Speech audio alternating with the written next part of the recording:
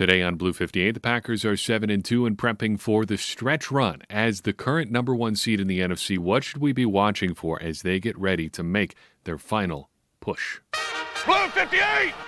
Hello and welcome to another episode of Blue 58, the one and only podcast of thepowersweep.com. I'm your host, John Meerdink. Very happy to be with you here for another episode. And an important personal milestone in this episode. This is episode number 362. I believe, unless we've misnumbered one in there. But if this is, in fact, episode 362, we have passed a significant milestone. So I don't talk a whole lot about my favorite podcasts on the show, but one of them is The Weekly Planet, a comic book and movie podcast produced by a couple guys in Australia, of all places. But I've been listening to that one since like 2015 or so. And when we started this show, they were already well into the 150s on their podcast, but we have now caught up and passed them for the total number of episodes that I've produced. Now, their show is obviously much bigger. If you've heard of it or not, it's a huge show in the hundreds of thousands of downloads a week. So we're not at that level, but it is personally significant to me to have produced as many episodes as they have. It shows we have a little staying power. So this is a fun episode for me. And also next week, episode 365 will be our 100th show of the year, not, of course, counting the ones that we've done on Patreon. So we're coming up on some milestones. 2020 hasn't been all bad. And talking about things being all bad, segueing in to last Sunday's game, I feel like we need to do a little level set on that a little bit, personally and as a fan base. So a lot of what I saw among Packers media, people who talk about the Packers, people who podcast about the Packers, whatever, coming out of that game was kind of falling into one of two camps. People like me were pretty irritated with how that game went, and people who thought that the Packers actually overcame a lot of adversity in that game. And I was trolling Packers Reddit this week, as I do from time to time, and came across a post talking about how a win's a win, you just need to accept it and move on. And I do see what the point is there, and I want to talk about that for a second. Got to underline this and remind ourselves of it from time to time. There's no style points in the NFL. Style points don't count for anything. Getting the W is, at the end of the day, all that matters, and we shouldn't forget that, even in a game like happened on Sunday. But you do have to make a little bit of a differentiation. If you're just looking at wins and losses, don't watch the game at all. Because you can just look and see, did they win or lose? If the outcome is all that matters, it doesn't really matter how they played, right? And if you don't care about the outcome, you just want to have a good time, don't look at the score. But if you care about how the team is going to do long term, you kind of have to look past the record, the stats, to really see what happened. And I think in games like we saw on Sunday, you can look and see whether that performance unveils any kind of underlying issues. And I think there was certainly some of that on Sunday. Also, if you want to talk about adversity that the team faces, you have to talk about where that adversity came from. I've been thinking a lot about that Simpsons quote from Homer Simpson this week. Alcohol. The cause of and solution to all of life's problems. The Packers on Sunday seemed like the cause of and solution to all of their own problems. Every problem the Packers seemed to have on Sunday, except for the wind, really seemed like it was caused by the Packers. We talked about this at a fair bit of length post-game, but look at the adversity. Getting behind to the Jaguars. Wasn't because the Jaguars were playing particularly well, though their defense was all right. Turnovers. That certainly had very little to do with what the Jaguars are doing. A fumble and a bad interception, while you do credit the Jaguars for making those plays, I don't think it was entirely the doing of the Jaguars. Penalties certainly aren't the Jaguars' fault. Coming out with pretty low energy certainly isn't the Jaguars' fault. Coming out with a poor game plan certainly isn't the Jaguars' fault, although they contributed to it by just playing whatever defense they were going to, and then the Packers didn't adapt at all. So was there any adversity that the Packers overcame that wasn't the result of something that the Packers did? Again, the weather, I guess, but that again plays into your game plan. Why was your game plan so bad? Because you overcorrected for the weather and didn't do a lot of the things that were working. So yes, it's true that a win is all that matters, and the Packers did get a win on Sunday, but it's important to also look behind or beyond the results. Having said that, the results so far this year have been pretty good. 7-2 is about as good as you can get. A couple stinkers in there to be sure. That Vikings loss is going to sting for a while yet. But there are a few things the Packers can still look forward to. Number one is that they're going to the playoffs. And with that in mind, as we want to see what kind of run the Packers can make in those playoffs, we should be looking for a few things down the stretch here. So let's talk about those a little bit. Number one is going to be a short one, but it's important. Beat the Bears twice.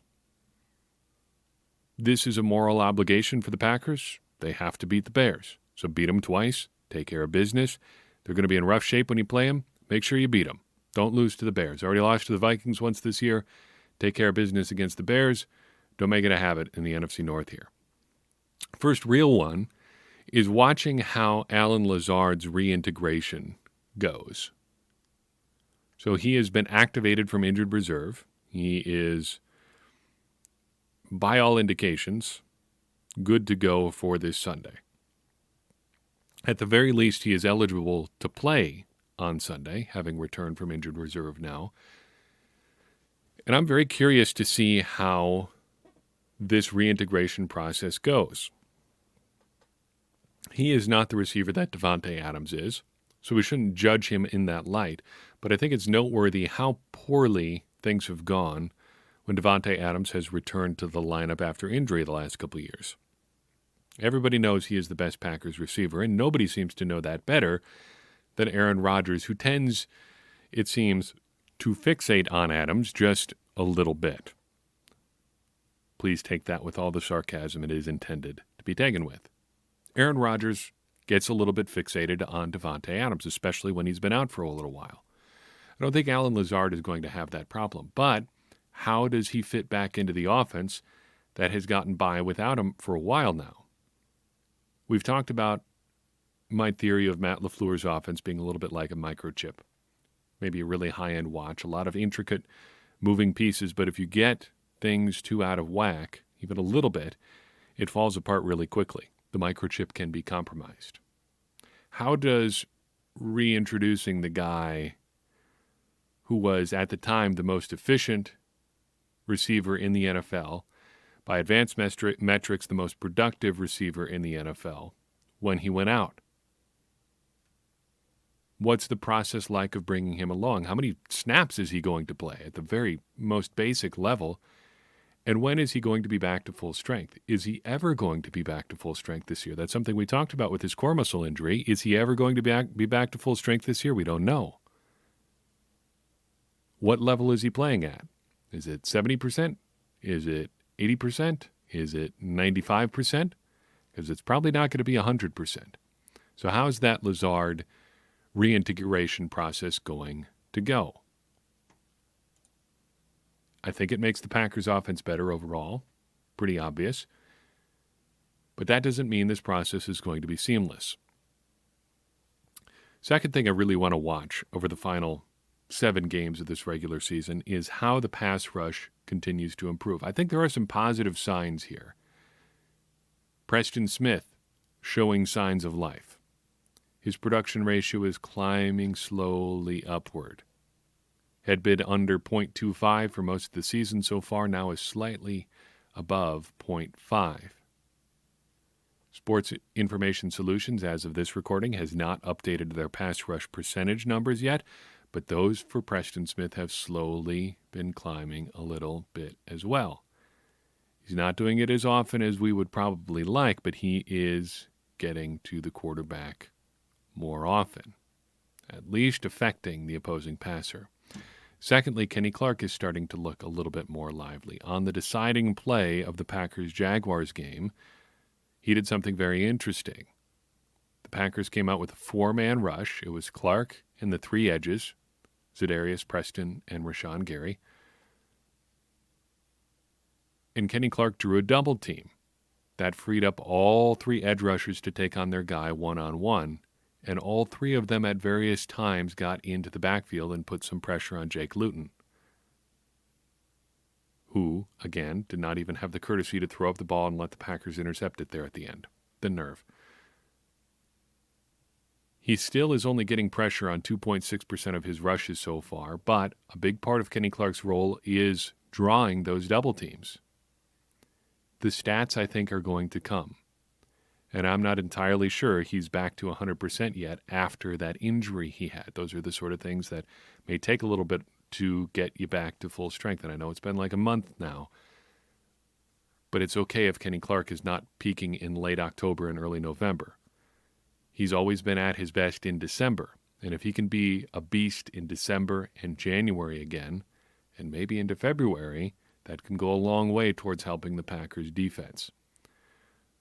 Finally, I would be interested to see if the Packers' secondary can play to its potential over the final 7 games here. Now, we didn't have Jair Alexander. We didn't have Kevin King on the field on Sunday. So take a little bit of what the Jaguars did offensively with a grain of salt. Not that their passing game was overly dangerous, but still. The Packers playing together, playing well in the secondary, is another big thing they've been missing this year. Kevin King has been out for more than a month with a quadricep injury, and I don't blame him there. Those sorts of injuries in particular can take a long time to heal. And again, you don't want your secondary peaking in October or November. It's December and January. So if you can get back and get healthy and get everything going by then we'll have something. But even after Adrian Amos got that pick on Sunday, the Packers are still way behind the curve making plays on the ball. Ball hawks overall this year are down. Part of that is sacks. The Packers haven't gotten as many of them. But a big part of that, too, is that the Packers' defensive backs have very little in the way of passes defensed, interceptions, forced fumbles, anything that involves making a play on the ball, really. There have been some, but they've been few and far between. That was a big part of the concern or thought process behind the people predicting the Packers' defense would regress this offseason. They just weren't going to be able to produce turnovers at the same rate, and that's true. And they haven't this year. But they are now way behind where you'd think they probably should be. So whatever is the opposite of regressing, maybe it is regressing to the mean there. Some mathematician correct me. That's what the Packers seem to be in for.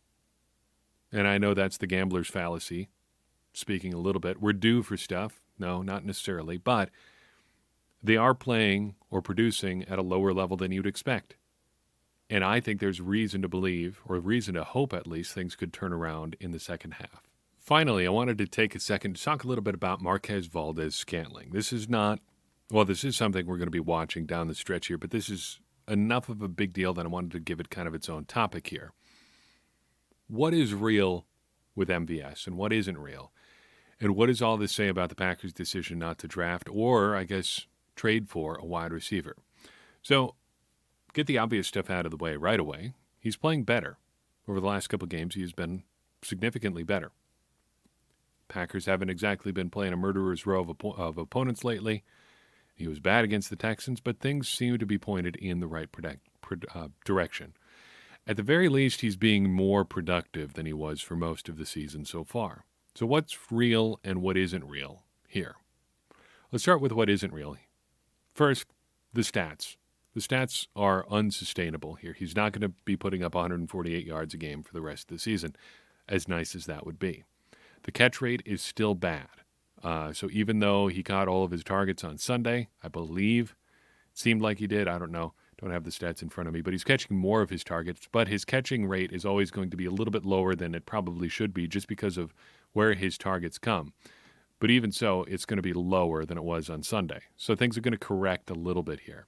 The touchdowns are also a little bit fluky here. Touchdowns kind of can seem to come in bunches. Judging somebody's performance by touchdowns is not realistic. Just look at what happened with Big Bob this year, Big Bob Tunyon. He started hot early in the season, hasn't scored a touchdown in a while now. At least not at the rate as he was scoring them early in the season.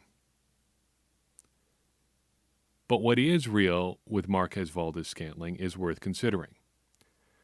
Two important things, in fact. One that should be pretty obvious, another maybe a little bit less so. First, the speed. The speed is still real.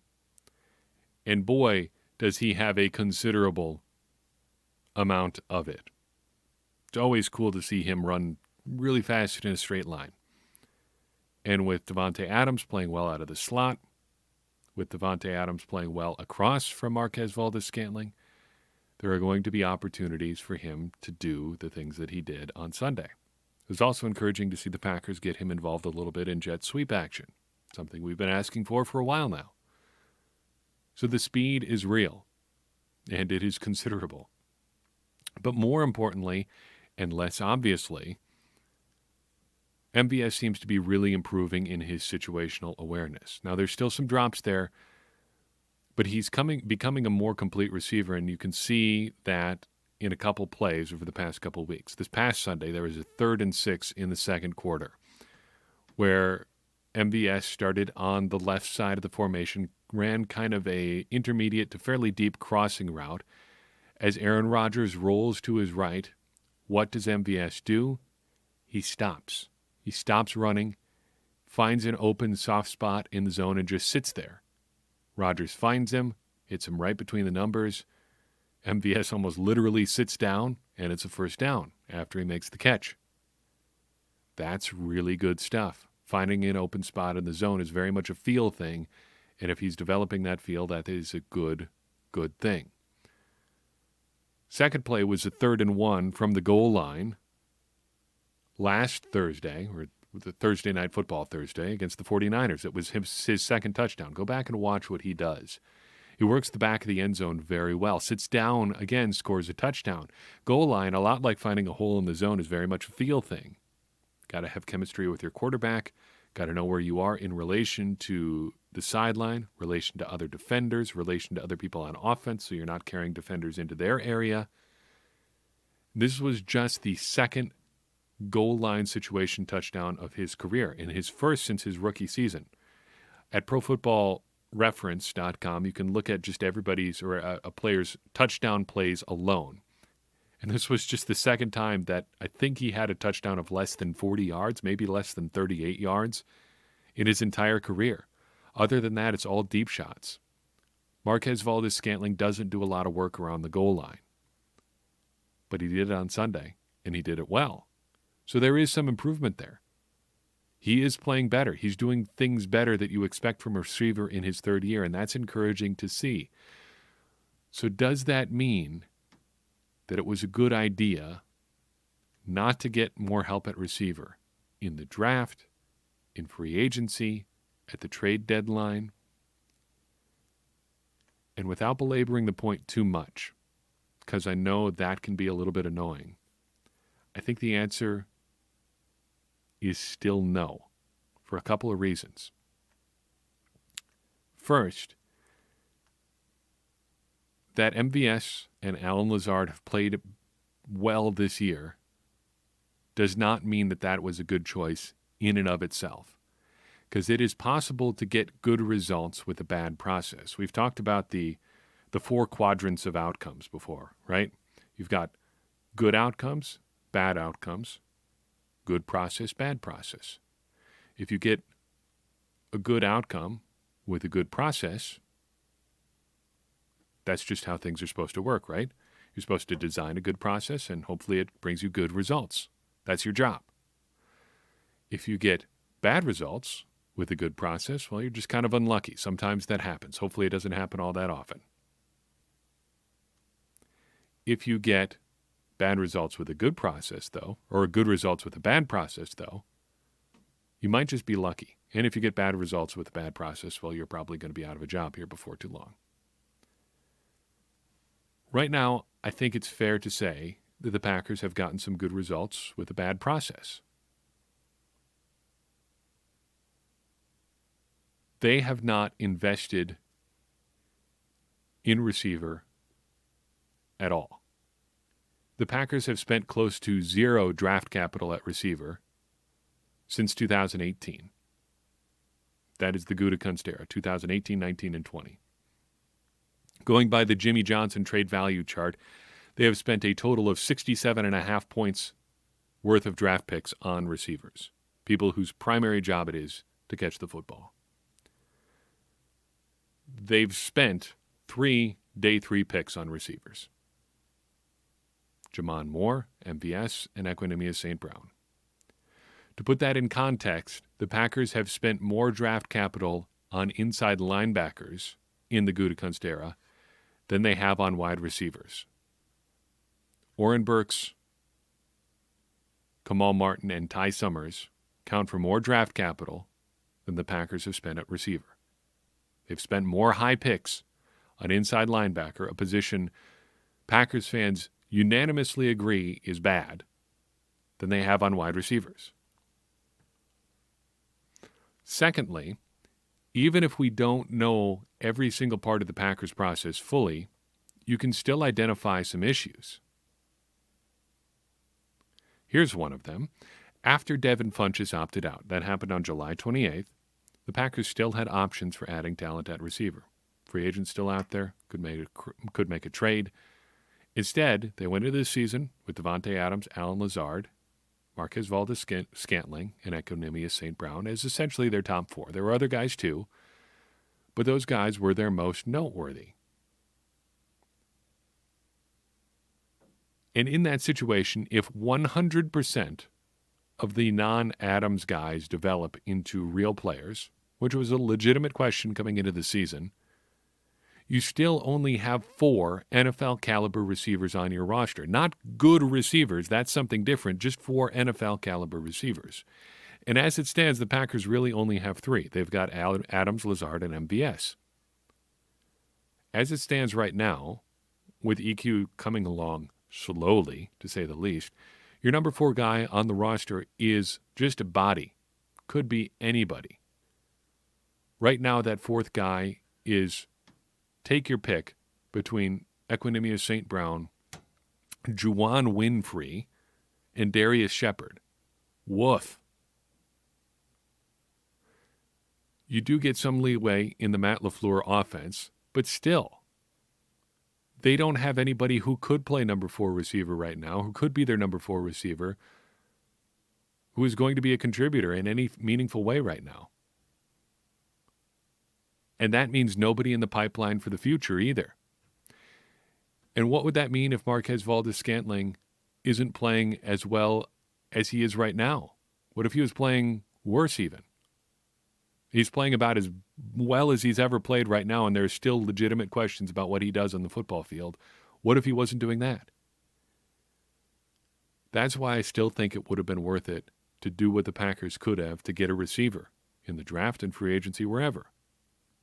At least have another body, somebody who's a developmental prospect, somebody who's not just filling a roster spot, because that's where the Packers seem to be right now. And I don't think that should take anything away from what Lazard or MVS have done this season. It's possible for them to play well and the Packers to still need help at wide receiver. You know who believed that? Brian Gutekunst. He was talking about trading for Will Fuller as far back as training camp. He wanted to draft a receiver this spring. These guys playing well is a part of that process, a part of that consideration. But even if they are, it doesn't mean that not getting another one was a good idea. That's all I've got for you in this episode. Do appreciate you listening in. If you enjoyed this show, if you think someone else would enjoy it, go ahead and share it. Help more people find this show and help us grow this conversation we're having around the Packers, because that ultimately is going to help more people become smarter Packers fans, help all of us become smarter Packers fans, because as I always say, smarter Packers fans are better Packers fans, and better Packers fans are what we all want to be. I'm your host, John Meerdink. We'll see you next time on Blue 58.